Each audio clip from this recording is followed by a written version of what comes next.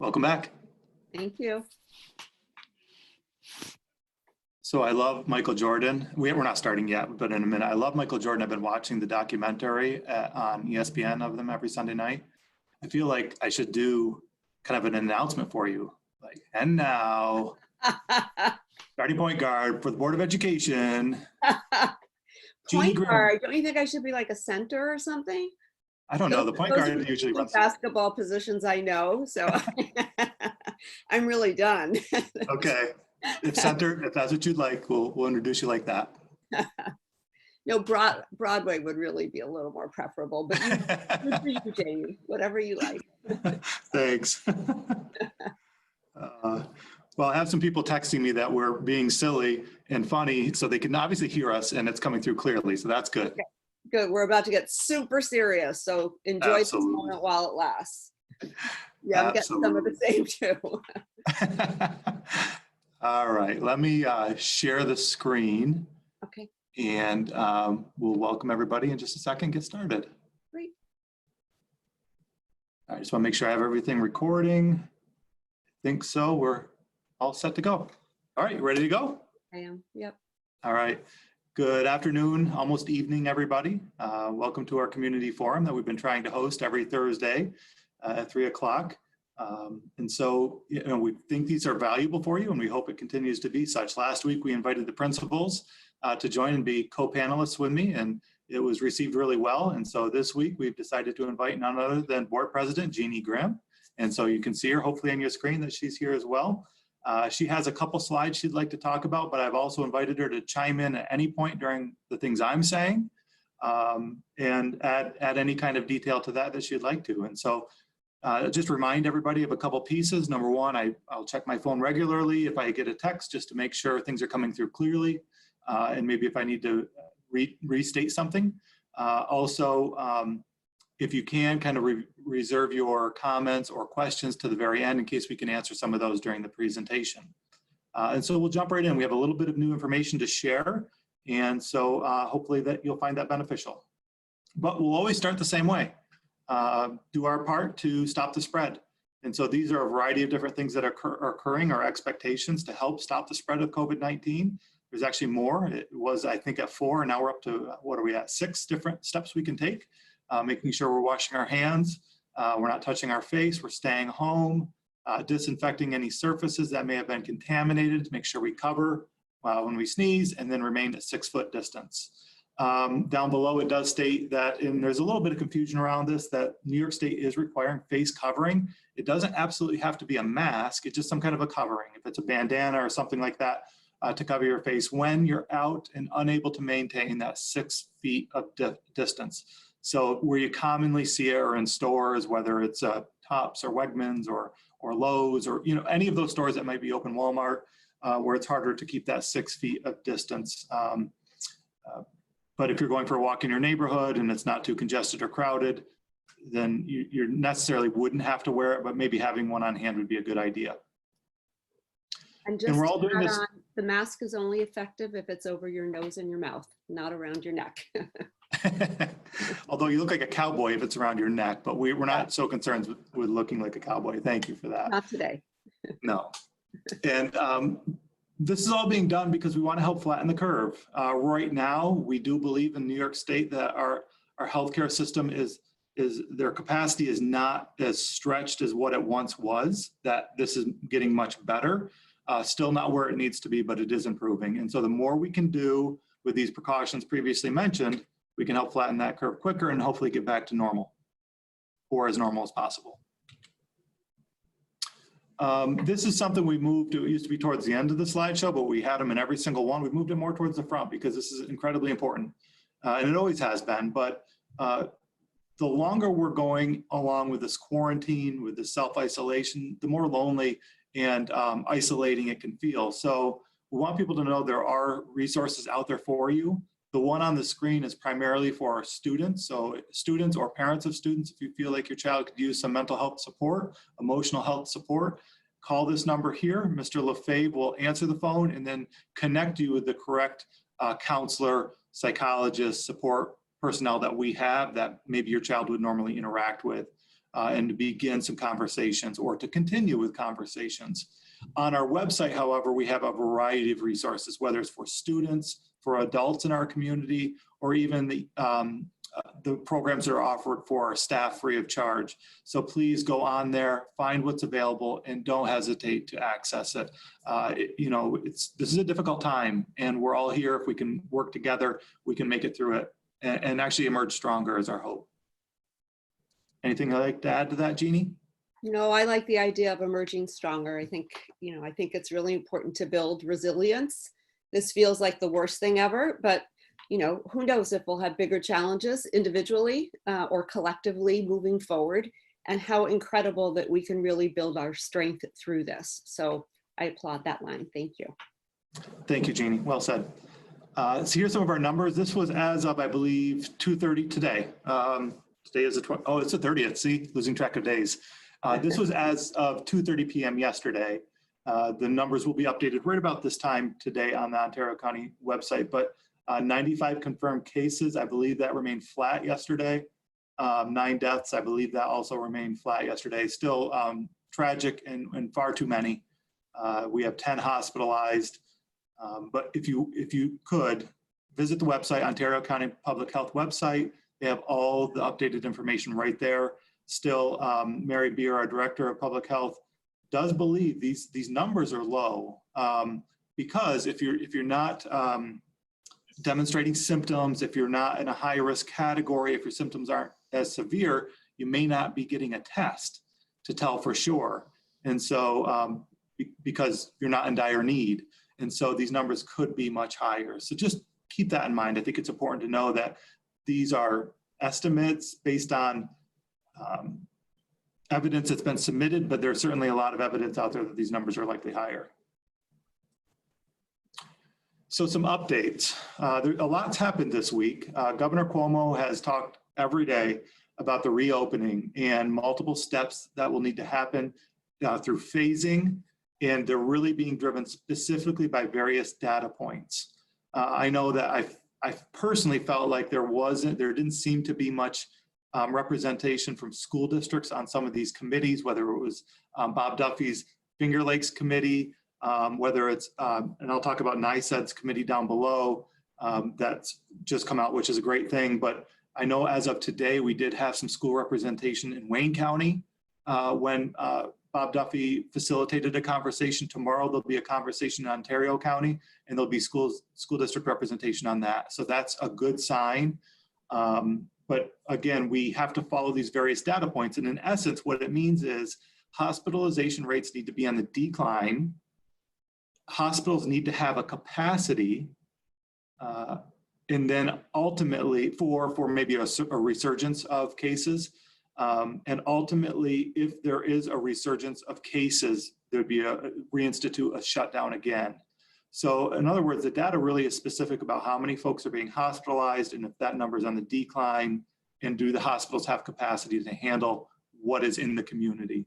Those are the two primary. There's other factors that I won't go into the detail. You can certainly look on the governor's website and see all of that, but he's mentioned it multiple times. The CDC has also offered reopening of schools and childcare facility guidance, incredibly detailed, lengthy. We've been just brainstorming different things. If we were to open, what will we need to do? And we felt like we had a pretty good list of thoughts. Well, when we looked at the CDC guidance, we realized there's a lot more to it than what we were anticipating. And so our leadership team has taken a close look at that. We'll continue to talk about it and devise various plans or ideas or concepts. But ultimately, we're really waiting on the governor. Today, he did state that tomorrow he'll make the determination around a couple things. One would be, will school closures be extended, or do we really come back on May 18th? And I've also heard rumor just within the hour that he might make mention of the school budget votes. What will happen with those? I've not read anything direct about that. That was more secondhand, but from a reliable source. So I'm hoping we'll have more information there. But tomorrow, Governor Cuomo should state more. The New York State Department of Education did announce that they're putting together a statewide task force. It'll involve administrators, teachers, support staff, Board of Education, parents. I believe they even referenced students, that they'll work with the Department of Health and offer recommendation to the governor's office. The reason I've added this bullet point in here is because the way it was worded from NICED, they said they're looking forward to working over the next couple weeks to offer recommendations to the governor's office. I don't know if that was a precursor to something, but if they're providing a recommendation to the governor's office in a couple of weeks, that's right about that May 18th timeframe where we would have to come back. Is it a precursor to perhaps we're closed a little bit longer? I don't know. Maybe I'm reading too much into it, but just keep an eye on it. I think there's a lot of moving parts here, and it's important to us for us to understand all the different facets that we're dealing with. But right now, we're closed through May 18th, and the governor will let us know if there'll be more tomorrow. Some events that are scheduled. So on Monday of this week, as I had indicated a couple times in different communications, the New York State Public Health Athletic Association did announce and confirm that spring state championships will not happen this year. And so for sports, there'll be no state championships this spring. Doesn't mean the season's canceled at this point, just there won't be a state championship. So we're still looking closely at, can we salvage a season? What might that look like? And we talk regularly about that. We would like to salvage as much as we can if it's safe and possible. But again, we're taking it day by day. Kindergarten registration, the pre-registration process is on, it's all electronic now because of our circumstances. If you just go on our website, you'll find a tab for it. It's prominent right on our home screen. The pre-registration closes next Friday. And so please, if you or someone you know has a kindergartner that they need to register, please refer them to this point. We're communicating as much as we can, but sometimes it's difficult. AP examinations for high school students taking AP courses, they're coming up and they look different. They're online, there'll be 45-minute assessments. If you're confused or about this or you need assistance with this, please talk to your AP teacher first.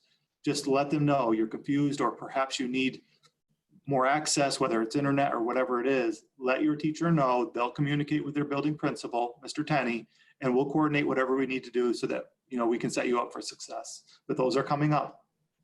A lot of questions about commencement, graduation, and we don't have answers. I wish we did, but I'll be very honest. Right now, we're telling people we're planning as is, the end of June, like it's been planned all along, because we don't know what our circumstance will be like in 2 months from now. But we are talking about different options just in case. And so some of those different options could be a virtual graduation, which other states and other schools have done if we're forced to do those things. We've talked about, I've reached out to the folks at CMAC and just said, can I secure a date late July, early August as an option? And they said they would be glad to help us out and take care of us, but they can't really reserve anything right now because they don't know what's happening with their concert venues, which makes perfect sense, but they're happy to work with us. Just recently, I started thinking about maybe we can do something at homecoming next year as another thing to recognize our seniors who have lost quite a bit already. And so these are just ideas and brainstorms. We have booster organizations, parent organizations that they're working on some things right now that will be a surprise when it happens, but some pretty exciting things to help recognize our seniors. And it's just another piece of evidence that our community is just fantastic. But we don't have answers on that yet. Oh, yeah, go ahead. Registration for a second, because I think our principals and our teachers and our transportation people do such a beautiful job at kindergarten registration. And I don't know if there are parents of first-time kindergartners listening right now. If there aren't and you've been through it, I hope that people can be great ambassadors for us, because it's kind of scary to have a child go off to school for the first time for lots of families. And they're missing that opportunity to be welcomed into the family, into the Braves family. So I hope that anybody listening who's had a chance to do this before and has had those butterflies and has had their child's experience confirmed, a loving experience in school confirmed, I hope that you'll help to share that with newcomers to the Braves family. Thank you for that, Jeannie. That's perfect. And then just today, actually, within the last couple hours, the state education department announced that August Regents exams are canceled. So there will be no August Regents exams. We don't entirely know what that means, but what I'm going to assume at this point and take a risk of assuming is it'll be similar to the June exams. If a student was set to take a Regents exam and they had met all the other requirements, they'll be given credit for it, but exempted from having to actually take it and pass it. But we're still awaiting that guidance. And to be honest with you, I skimmed the link because I barely had time. It literally just came out this afternoon. And there may be the information in there, but I felt like I needed a little more detail to confirm that. So I did state that I heard rumor this afternoon that perhaps Governor Cuomo will mention what will happen with our budget vote, our Board of Education elections and capital project vote tomorrow during his briefing. Let's watch and see. We are almost done creating the video on the Asset Preservation and Safety Project of 2020. I will say that the last time I presented this, I actually think it came off of Friday's robocall. I did have a community member call that they were concerned that we were looking at a capital project during this difficult time. And we had a great conversation, and I went kind of through the list of the items that we're looking at. And by the end of the conversation, he said, I completely understand. This makes all the sense in the world. This is nothing flashy. It's literally boilers, parking lots, bathrooms that are really in really poor condition and not ADA compliant. It's things that we need to do to maintain our facilities. This video will go over all of it. And between our capital reserve and state aid, it will be funded. And so we'll talk about financing everything in the video so that you're informed and you know what we're talking about. But truly, none of it's flashy. It's just maintaining our assets and our facilities that are, some of them are old and they need that. So more to be coming forward on this. Today, 6 through 12 parents received their grades through Brave Square. This is exciting in a number of ways, but one of the things I like is we can communicate things confidentially through Brave Square. I have 3 students in the district, and 2 of them are at those levels, and I was able to get it on my phone. I had to type in my credential information so that I could see it. But this is just a fake report card of what it might look like. It'll say the course, they're really basic, the teacher, and did they receive credit or no credit for the 3rd quarter. Now remember, to receive credit or no credit for the 3rd quarter, it really was based on what the students did up to closure. So from the beginning of the 3rd quarter until we closed, it was determined, did they put forth any effort towards progression? The teachers used a rubric to look at that. What I can tell you is the percentage of no credit was incredibly low. It was about 1% of all of our students. And the only way we would confirm a no credit is if they produced no work up until closure and were not responsive to any of our attempts to outreach during closure to make up the work. So the teacher tried to contact, the principal tried to contact multiple times, and we had documented that. If you feel your mark is an error, please first reach out to the teacher, then reach out to the building principal. Like we said, we do not want to penalize students for this situation, but this work was really about before the closure. And then we provided opportunity during the entire closure up until this point to make up any work to demonstrate progress towards moving academics forward to receive that credit. It was a pretty low bar that we had to receive credit, to be honest, because we didn't want to penalize kids. Once we learn about what will happen with our closure, we will formalize a plan for grading for the 4th quarter and overall course grade. This is really mostly specific to the secondary level, middle and high school. Elementary and primary is a little bit different, but we'll delineate those and communicate that widely. Hopefully next week what our plan will be. But again, I'll say the same thing I've said all along. We're not about trying to penalize kids because of our situation, but we do ask that you make attempt to engage in the work and to learn. If you're struggling with that, whatever the barrier may be, reach out to the teacher, then the principal, then me or Matt Schrage, our Assistant Superintendent for Curriculum Instruction. I know I said to reach out to Matt Schrage first and then me. Whichever one has you can access quickly, just do it. The reality is we just want to remove whatever barriers exist so you can engage and find success. So please, if you have any questions or concerns about the report card, reach out, let us know. Oh, but the other reason I was excited about it, actually, perhaps in the future, we can do all our report cards through Brave Square and not have to send it and save quite a bit of money on postage, which would be a good thing. So we're just experimenting with it right now. Jeannie, I'll stop talking and let you go at it. So I get the happy news slide, thank you. About 6 weeks ago or so, I wrote a letter to the editor in the paper. I'd been talking with Jamie, and we were worried about the entire community. And so in the letter, I suggested that if people wanted to help, one thing they could do was get gift cards from local eateries and donate them. And the district would facilitate the distribution of those, because we are giving meals out every Monday through Friday from 11 to 1. And from day one, those have been hundreds of meals each day. And so in really typical Canandaigua community fashion, the response has been stunningly beautiful. We are, as of today, I think at around 700 gift cards. Jamie, is that right? Yeah. And every day these go out to families who come to our district for meals.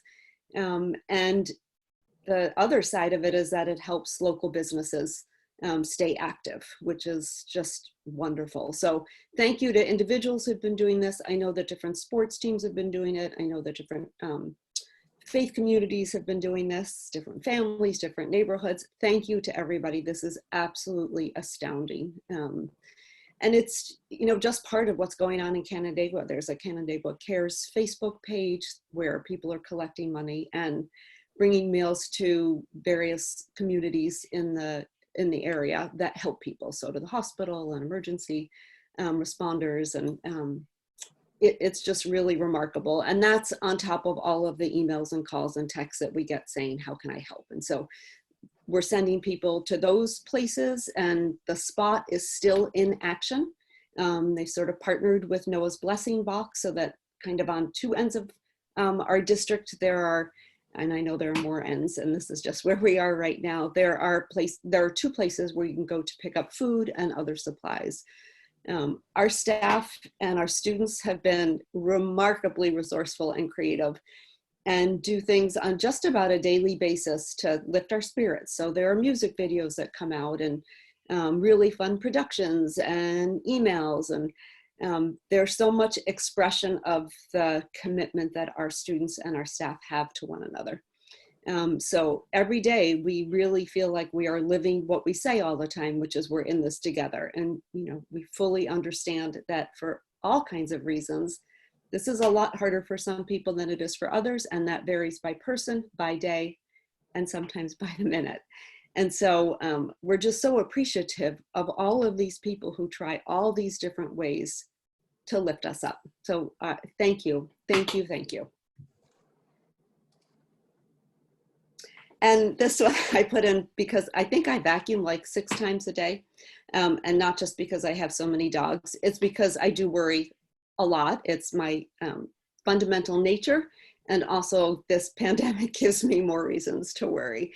And you know, I think it's not a productive thing, and so although easier said than done, I think it's really important for each of us to just sort of address how we feel and to do something about it. And there are all kinds of techniques and things out there. Certainly cleaning helps me a little bit, but I walk a lot and I talk with friends, and I think, and each day that need changes and what I do might change. And I hope that every single one of you is, particularly when you're taking care of other people, which so many of you are doing and doing so well. I just want to give a word of encouragement to be sure that you're also taking care of yourself. And whatever that looks like, that's healthy and positive and productive, we fully support it, and we are here. So if there's any way that we can help you or support you, or even just encourage you or commiserate with you, whatever it is, please reach out to Jamie, to me, to any board member. We want to be able to help.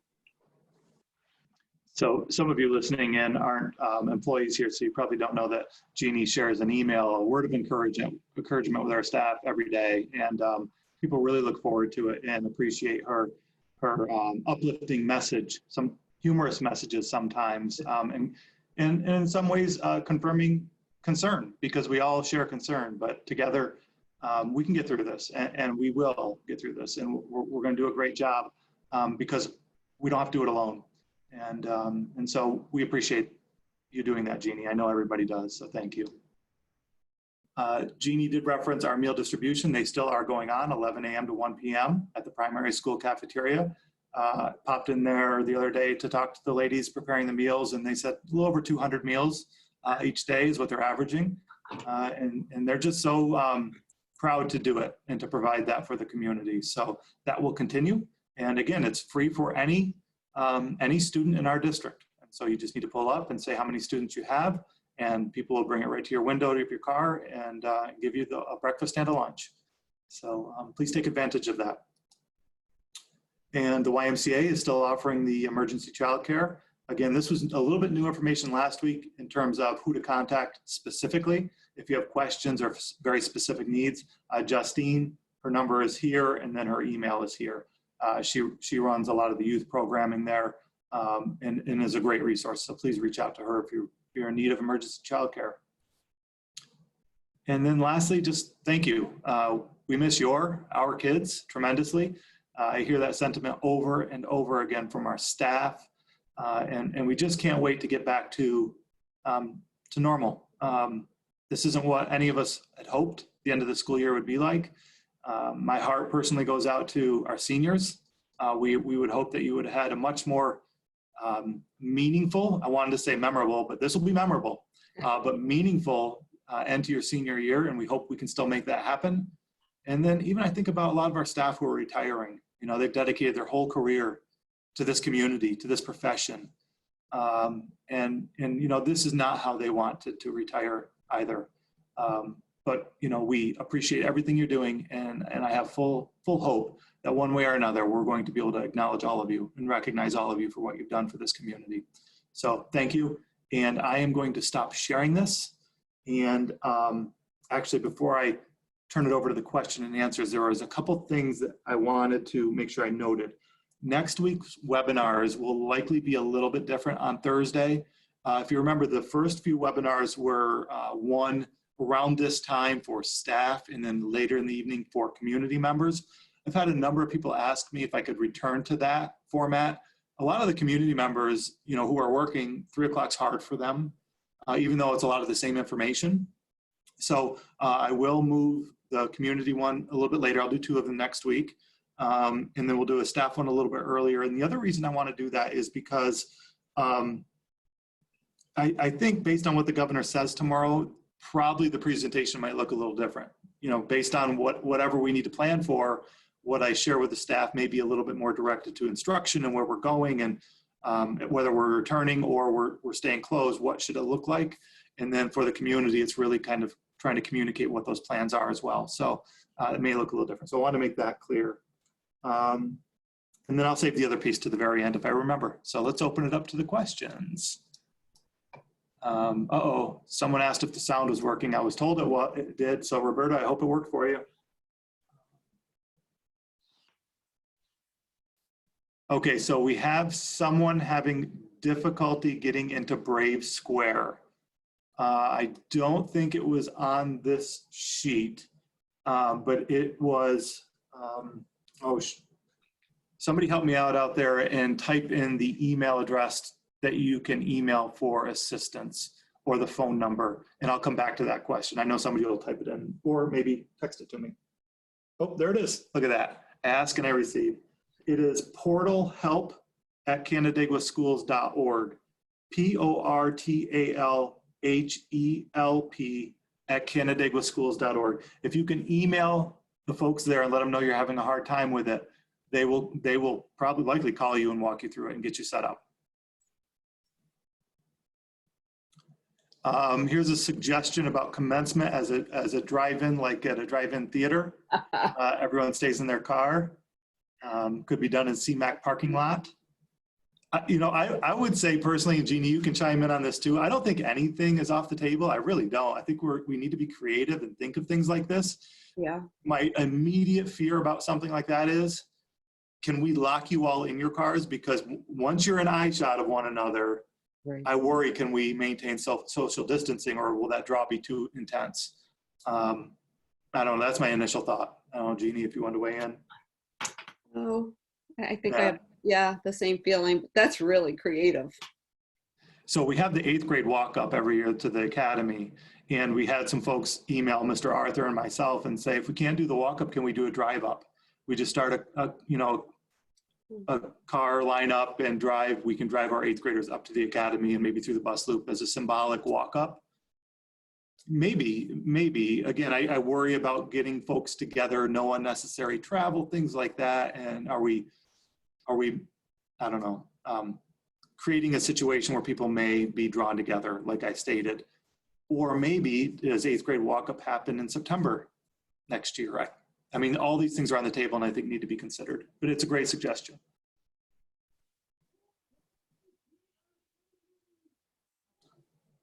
Okay, here's the question about, and it's the same one that was having, same person that was having difficult with the Brave Square, having difficulty with assignments and submission of the assignments.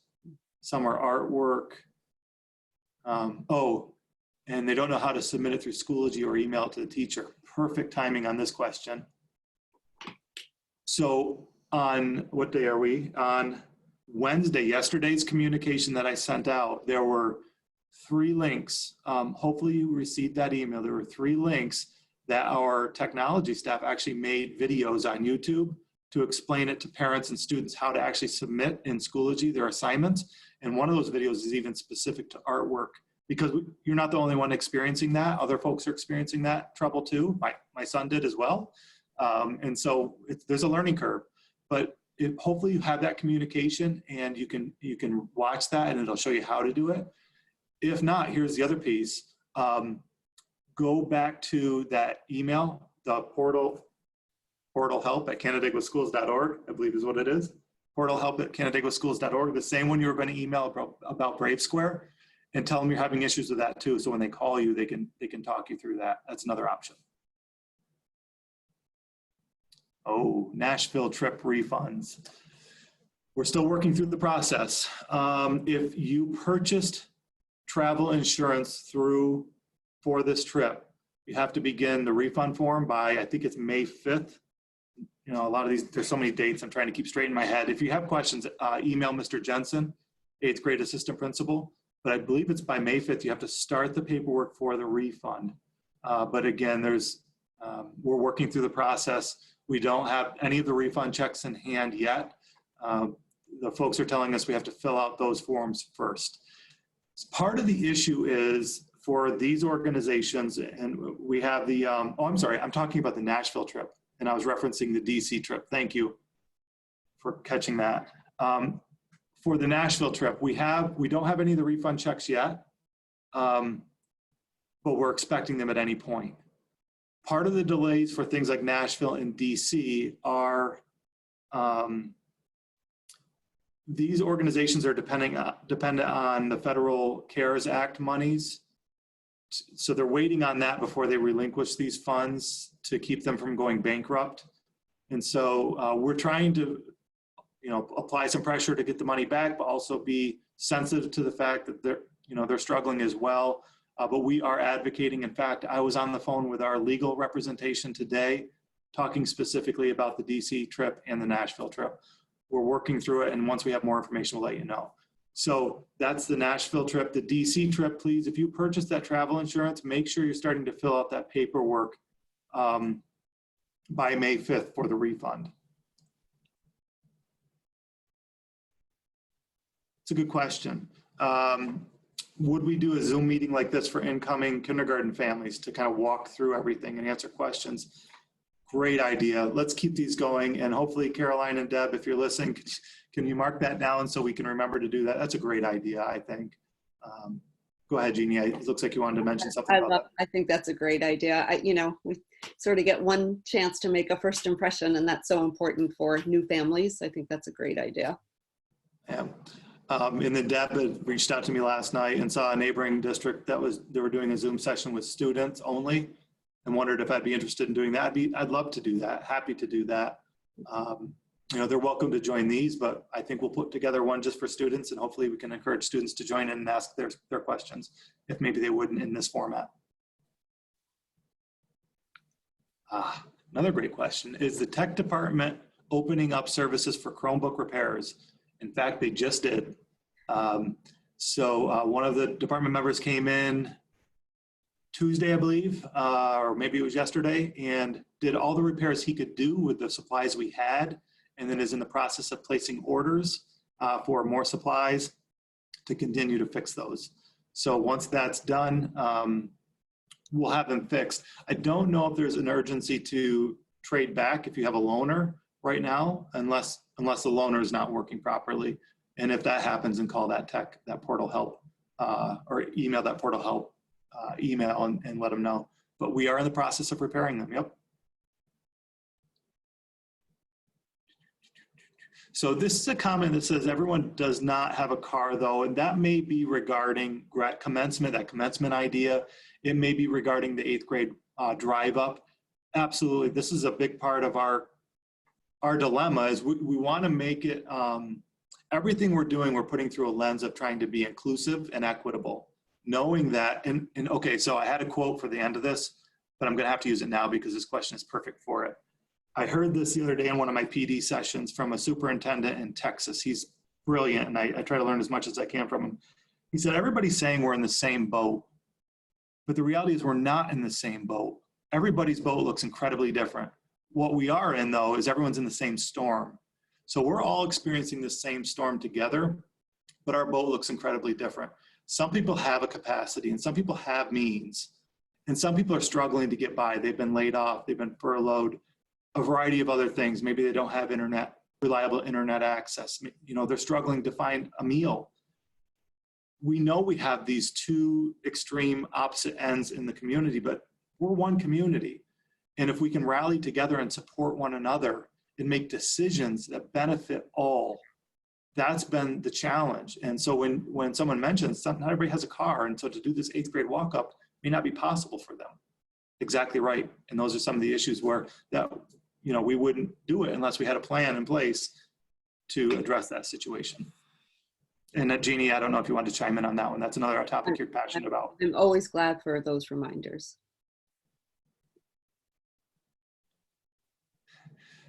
Great, you're all filled with great questions. Has state ed provided any guidance as to how students are supposed to maintain social distance within a school setting? The CDC has, and that was the part that was just incredibly overwhelming. We don't know what will be required to do. In fact, I was just talking with Brian Nolan, our assistant superintendent for personnel, and having him work with a few other folks in the district around, do we have to screen temperatures of everybody before they come into the building or get on a bus? We're actually hearing rumors of that sort of thing. And so there's a product out of a neighboring community that looks promising, but it's pretty costly. But if we had to do that, what would that look like? Because even securing those, those temporal ways to take the temperature, you can't find them. And the ones that you can find are probably not high quality. And then some of the guidance was to maintain six feet separation within classrooms. Well, classrooms aren't big enough for that. There's not enough space to do that. Some people have talked about, and even I have, do you have maybe half of the alphabet come in the morning, half come in the afternoon, and you repeat an abbreviated schedule so that you have 50% occupancy? Could do that, but again, we have all of these students getting on buses, and so how can we possibly disinfect between the two runs? How can we possibly disinfect classrooms between the two sessions? In fact, it isn't possible based on the supplies that we have, and we have a lot of supplies comparative to other districts. So these are all things when we're brainstorming, how do we address a reopening if there are these provisions and restrictions? We're working on it regularly, but there is some guidance, there's CDC guidance, and it is lengthy, and it gives me headaches. And again, Jeannie, feel free to chime in however you'd like. I will if I need to, thanks. If school resumes, will the ball happen, or could it still happen? So right now, the senior ball we're saying is on because it's in June after the parent opening of May 18th. If I was a betting person, I would bet that it might not happen. One of the things we learned today, and again, this is it's just kind of third-hand information, is that if things start to open, we would follow that reverse ladder of what happened prior to closure. If you remember, when right before closure, entities were required to go to maybe something like a 75% occupancy reduction, or, reduce 25% to 75% occupancy. Now go to 50% occupancy, now 25% occupancy. We're hearing that'll be reversed. So if things start to open, the first step is you can open, but you can only have 25% occupancy of what is standard for your business or school. And then it'll go to 50%, and then 75% before it hits 100%. If you look at something like the senior ball, I'm certain that will be way over occupancy expectations. So at this point, we're saying it's on. My guess is it's unlikely to be on, and we will have to come up with maybe postponing it and coming up with an alternative plan, but we really don't know at this point. So this question's come up a few times. Other communities and districts have done the car and bus parades, even recently in the last few days, and they have. We've discouraged it about a month ago, and we still are discouraging it based on some of the police orders or police requests that by doing these, we're actually encouraging unnecessary travel. They are very uplifting and great. I love them, but we're trying to play nice. If some of these restrictions lighten, I'll have the question. I'll talk to Sheriff Henderson and Chief Hedworth. You have my word. I'll talk to them within the next few days and ask if it's something we can look at doing again. But if they recommend not, I'd be inclined to not. And again, I go back to the statement I had earlier. Once you have that line of 100 cars, do people stay in their cars, or are they inclined to get out and embrace? I worry about that. So here's a question about third graders playing instruments next year. So that will be a communication likely coming out of the music department. I know a lot of our music department chimes into these forums, so feel free to text me or email me with further detail on this. But my guess is there'll be some kind of an electronic form where you'll be able to, as a parent, fill out what instrument your child would like to play. The unfortunate piece is they won't be able to experiment with the various ones like maybe they would if they were actually here, which makes it a little more difficult. And if that's the case, maybe we do something in the fall of next school year so they can try various other instruments. Do seniors return their Chromebooks at the end of the school year? Yes, they do, and we'll have to coordinate a drop-off for those. We usually, the excess Chromebooks, at the end of each year, we usually do a online sale of those for around $50 for the Chromebook and the charger. And first opportunity usually goes to our seniors. And they sell out within minutes. So stay tuned for that whole piece. Perhaps a virtual tour for 8th and 9th graders set to fun music, things like that. Yeah, absolutely. I know, just a little secret, Mr. Arthur may be in the process of doing something that might be a fun video set to music for students and staff. So we're working on a variety of these things.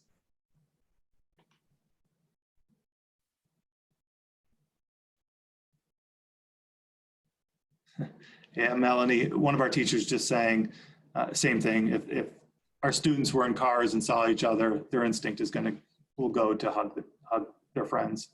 It just is. They miss each other.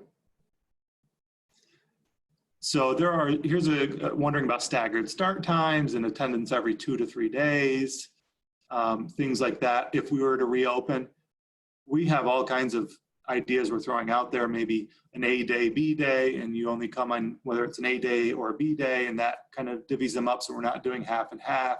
Like at first, we've talked about that. We've talked about, do you do 1 day in session, 1 day of distance learning through the computers like we're doing now, and kind of rotate them so where there's a checkpoint, or going, eventually do you go Monday through Thursday and then Friday is distance learning? We're looking at every option possible, but won't really know what to do until we coordinate or hear from the governor.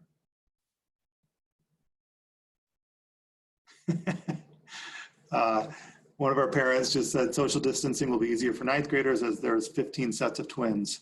I have one of those sets of twins in my family. There are a lot of twins in ninth grade. One of our teachers, thank you, Julie, just saying, kudos to the administrative team and anybody else working behind the scenes. But I would just echo kudos to our staff who's working not behind the scenes, but in the front lines with our students. Kudos to our students, and kudos to those parents out there who've been thrust into teacher mode. Many of our parents have fired themselves as teachers. We understand the frustration and the difficulty of it all, but just being patient and trying your best is all we're asking. So fourth quarter grading, how is it being done? We haven't fully established that yet, whether it'll be credit or no credit, or there'll be some more granularity to it. Concepts of, 4-point scale, maybe a 4, 3, and 2, or maybe a grade band of you receive 100, 90, 80, 70, and looking at, a rubric to give them one of those grades, and then comparing it to how they did first and second quarter. And if there's a disparity between the two, err on the side of the students. We're looking at all kinds of different options. But again, kind of going back to, we want to make sure we're equitable and inclusive of all families in this community when we make that final decision. Oh, see, I knew it. Our music department was always chiming in. So thank you, Jenny Kafka. So looks like Jess Perry, our 4-5 band teacher, is working on an electronic presentation about band and orchestra instruments. They'll share that with all the third grade families. And then there'll be an electronic request permission form for them to choose their instruments for next year. See, they're already on it. They're great. Fantastic. So stay tuned. There'll be something coming out electronically soon. Yeah. That's the concern. This is a question. What would it look like for staff with kids in school if they had to adjust their schedules for, so in other words, I think what they're saying is if I have a young child at home and they're only coming for half of a day, but I'm a staff member here and I'm here the whole day. I think that's what they're saying. Maybe I'm misinterpreting. Oh, no, I don't think I am interpreting right. So what would that look like for staff? We would have to come up with a modified schedule that repeated itself. So you would, if students were coming for a half of a day and then going home and the other half of your students were coming for the other half of the day, we'd have to come up with a modified schedule that repeated itself. Once in the morning, abbreviated, and then again in the afternoon. So you do the exact same thing twice so that all your students receive the same experience. I think I interpreted that one right. So if we don't reopen, how will we find out what our kids' classes will be next year? Schedules go out in August typically, and so you'll receive those either electronically or in the mail. That shouldn't change any, and then there'll be a little period of time. If you have questions about the schedule, you can call your counselor and talk to your counselor about their schedule at that point. This was where I thought you were going with it. Michelle's question here. If we really did do those half-day, that half-day concept where half of the students come in the morning, half come in the afternoon, the difficulty is for our parents. How do you have childcare? Absolutely right, and that I've said that over and over again when I've heard that concept presented. Even when I talk about that concept, I didn't tonight, clearly. I've typically said that creates a hardship on families, and I don't know how that would even work. Governor Cuomo has said over and over again that in a lot of ways, schools, not only are they here to educate, but they also provide childcare while their parents are at work. People have been kind of offended by that, and I have a little bit. We're more than childcare, but I understand his sentiment. I understand what he was trying to say, and I don't think he meant that to be disparaging. So anyway, it is a hardship, and we recognize that. Oh, what a great point this is by Vicki. Here's the parent with triplets, and they are in 3 different classrooms. Boy, that's tough. I had twins, and when they were in a different classroom, it was hard, right? I didn't have triplets. That was even more difficult. That'd be way more difficult. So hoping that they could all be on a similar type of a schedule. If we did a half day or an AB day, I think that's what they're referencing. That's why if we did an AB day or a half day, doing it by alphabet, hopefully we'll meet that need. That was kind of one of the things we talked about, is we need to be careful that it didn't make it more difficult on families and have kids in different days. So yeah.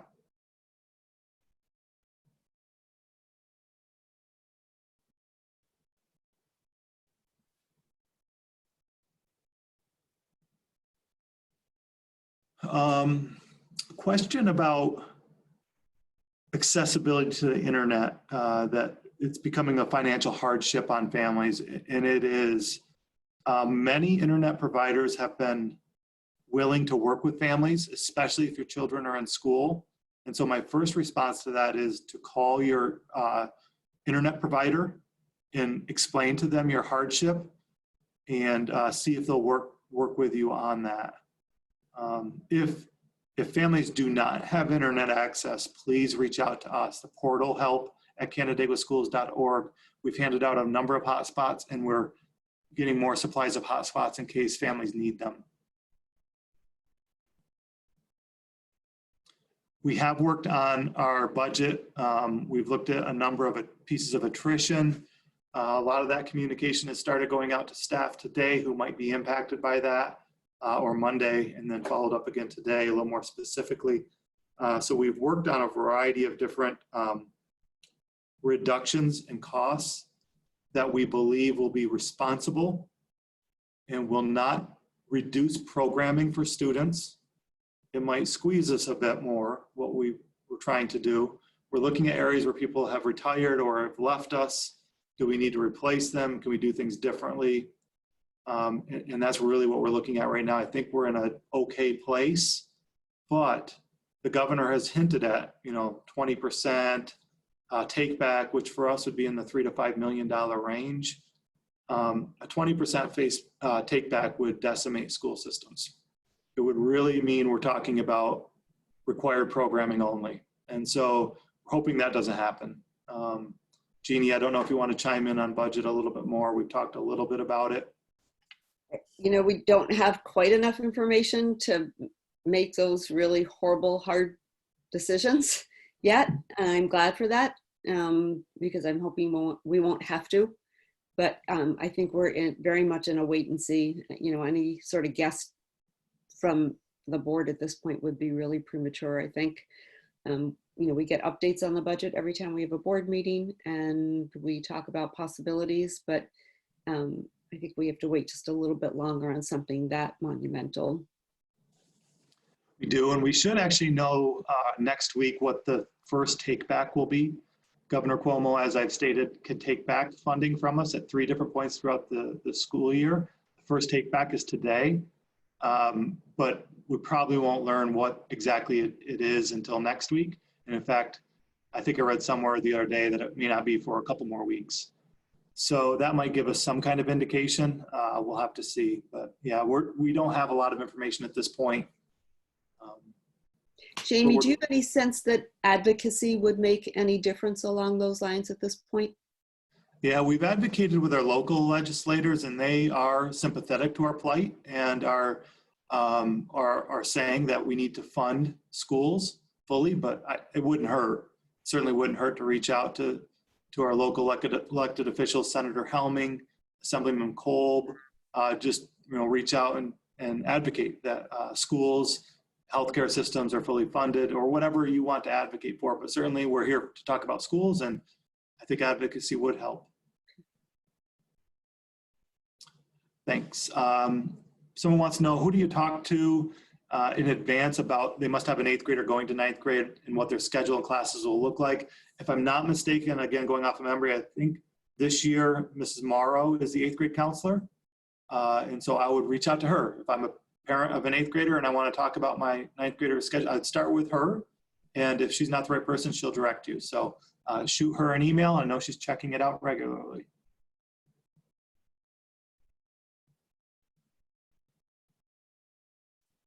Yeah, it's another question about the hardship it would create on families and staff members if kids were only coming for a half of a day, but staff were here all day. We totally recognize that. Question about yearbooks. How will students get their yearbooks? We don't know yet. We're hopeful we can coordinate some kind of pickup, car side pickup for a variety of these things, whether it's all your contents of your lockers, yearbooks, fundraisers, and things like that. We're hopeful we'll be able to coordinate those things and get permission through the Department of Health when that time comes.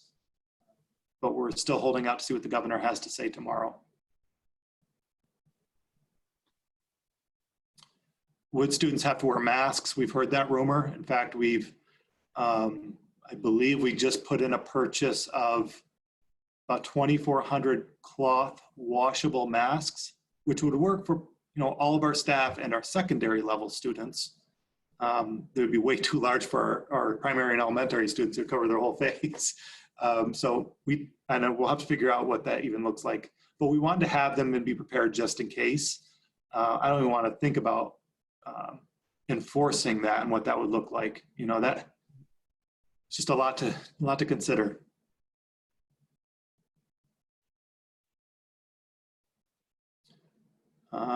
So some of our students, if they're getting they're cycling out their Chromebook and getting a new one, will need to turn theirs in. I'm not sure what grade bands those are at right now. That's more of a question for our tech department. But if your child is at that grade band, we'll either arrange a drop off or we'll just have to do that when we can all be back together again. They would just keep what they have until we're all back together again, and then we would arrange that exchange.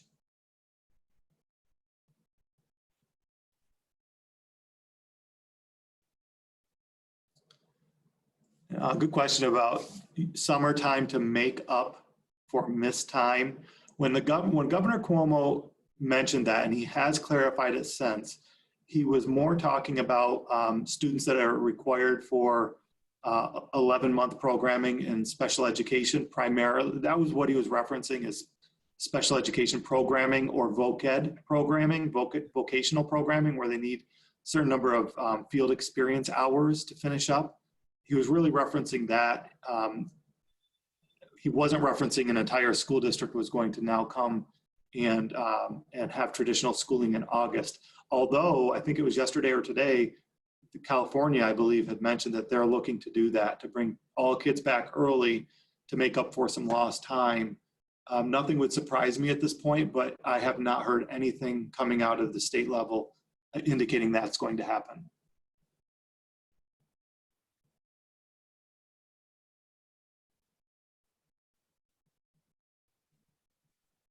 So a question about if we had to come back and staff had high risk health issues. That's something we've talked about. And so students or staff that are at high risk, would they just see their doctor and get a note and they would continue doing their thing remotely? Perhaps. That's what it would look like. I think it would almost have to.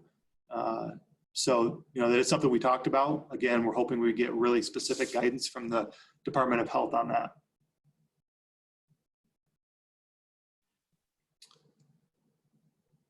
So staff who could be affected, I think, by the pieces of attrition, have they already been notified? I believe so. I believe everybody has. Again, we're not cutting any positions. Nobody's losing their job. When I say staff might be affected, they might be, have to move to a different building or pick up a different course, something like that. Nobody is being cut at this point. We hope and anticipate that won't be the case either, that we won't have to cut any positions this year.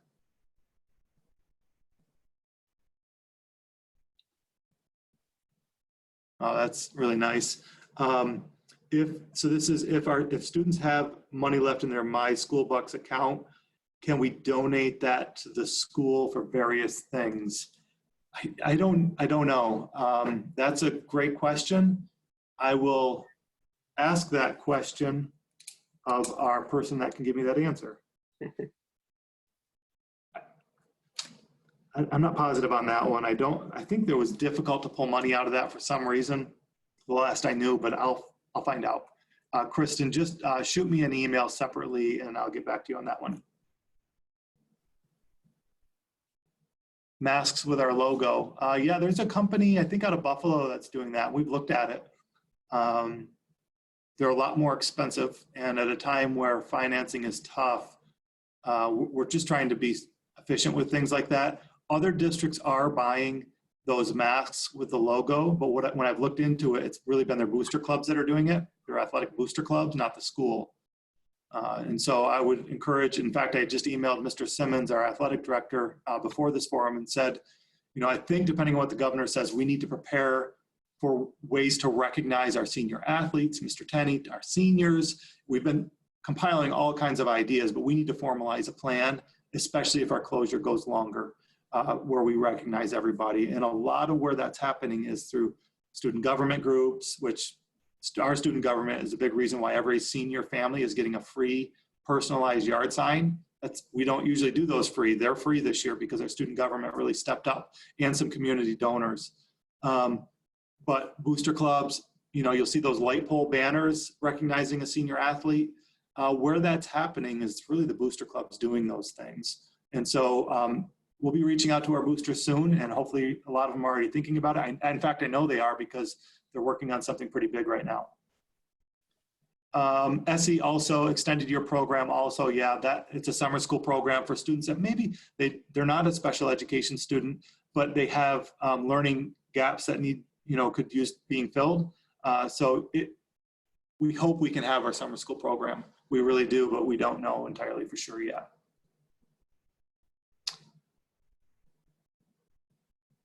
If this is a Carla, I think it is. Carla, thank you for all your kind emails and comments, and some video of your husband playing Tom Petty songs.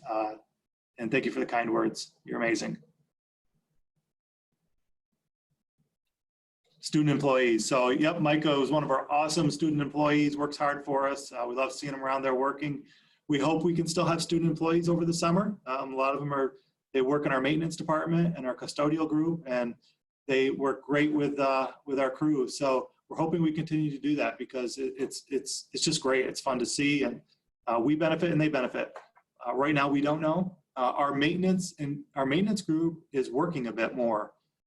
We've been able to bring them in and get quite a bit of work done that we typically wouldn't be able to do because school's in session. So we're hopeful that we can employ students over the summer, but we don't know for sure yet.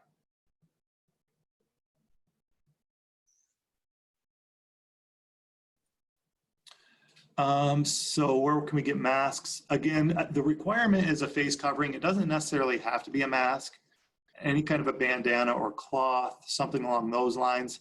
But yeah, finding masks are really, really difficult and challenging. If you have specific needs, email me and I might be able to help you out. And so my email is farj@canandaiguaschools.org.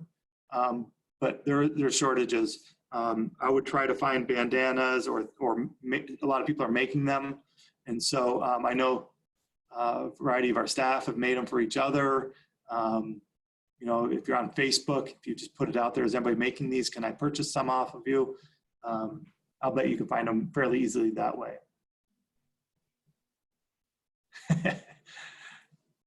All right. So I think I've made it through all the questions. We're 3 minutes over. You know, every time we give you more minutes of these wonderful forums, and lucky you. I told Jeannie when I asked her to join me, I said, even though we can't see all of you, and there's usually hundreds of you, that it's therapeutic because I know you're out there and there's at least some kind of connection. So hopefully she found some joy in doing this with me tonight, and I'll give her an opportunity for any parting thoughts that she might want to give before we say goodbye. Thanks to everybody for joining us, and a huge thank you to you, Jamie. Your leadership is exceptional. I can't imagine anyone doing this in a kinder, more compassionate way. So thank you for everything. All right, now I'm embarrassed that I even allowed her to say anything. I didn't know she was going to do that, but that was awful nice of her. But it's really all of us. So to the board, to the administrative team, to the teachers, to the staff, to the students, to the parents, to the community. It's a full lift that we do together, and we couldn't do it without any of you. So thank you.